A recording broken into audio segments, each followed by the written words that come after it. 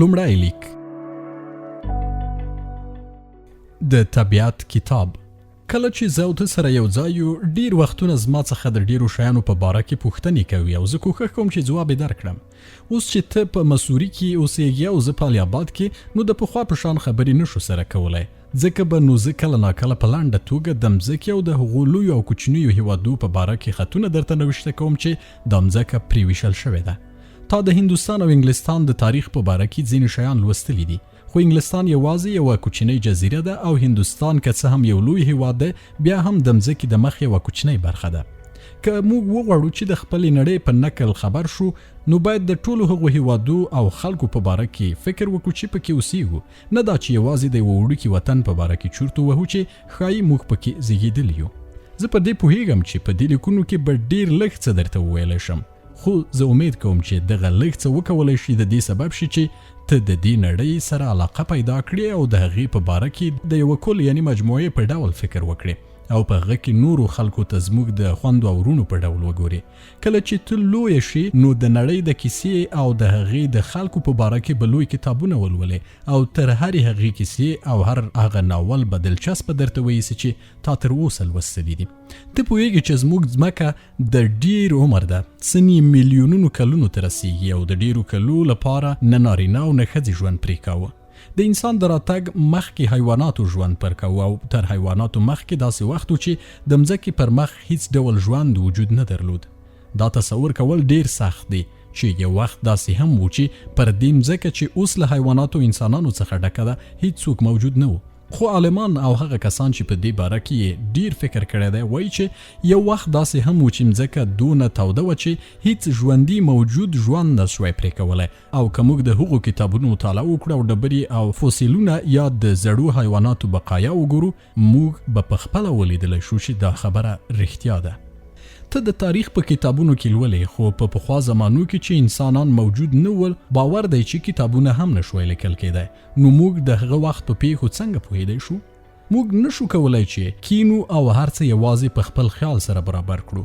داسې کار به ډېر په زړه پورې وای، ځکه چې موږ به کولی شوی چې هر څه چې زموږ زړه غوښتله په تصور کې سره برابر کړو او یوه ډېره ښایسته کیسه ځینې جوړه کړو. خو دا کیسه به ارومرو رښتیا نه وي او پر هغو حقایقو به بنا نه وي چې موږ یې په سترګو وینو. که څه هم موږ پر هغو ډېرو پخوانیو وختو کې لیکل شوي کتابونه نه لرو، له نیکه مرغه داسې شیان لرو چې تقریبا د یوه کال په شان بیان راته کولی شي. موږ ډبرې، غرونه، بحرونه، ستوري، رودونه، بیابانونه او د پخوانیو حیواناتو فوسیلونه لرو.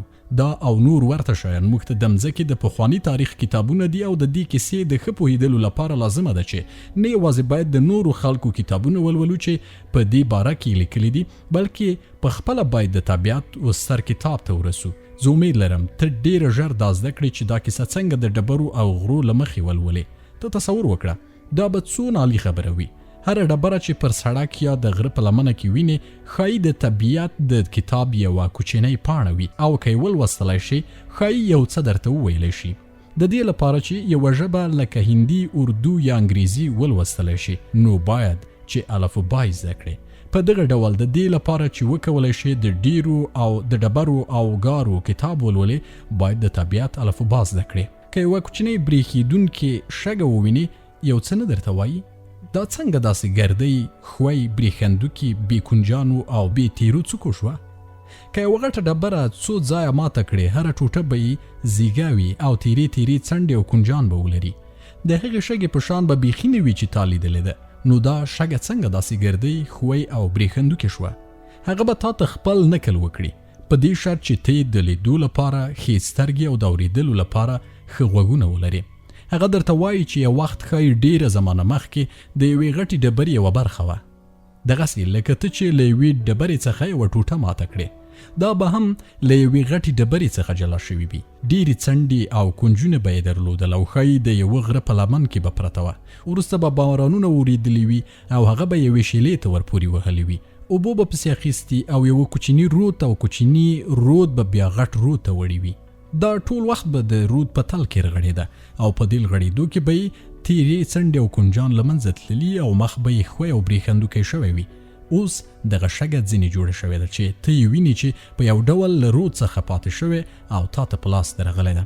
که چیرې رود نور هم پر مخ بیولی وای نو به نور هم پسې کوچنی شوی وای تر داسې حده پورې چې د ریګو په یوه دانه باوښتي او د بحر پر غاړه به د خپل ورونو سره یوځای شوی وای چې یو ښه ساحل یې جوړ کړی وای چې ماشومانو بازۍ پکې کولی او د ریګو قصرونه یې پکې جوړولی. ښه نو که یوه کوچنۍ شګه دونه معلومات درکولی شي نو ته فکر وکړه چې له ټولو ډبرو غرو او نورو هغو شیانو څخه به څومره شیان زده کړي چې زموږ په شاوخوا کې دي.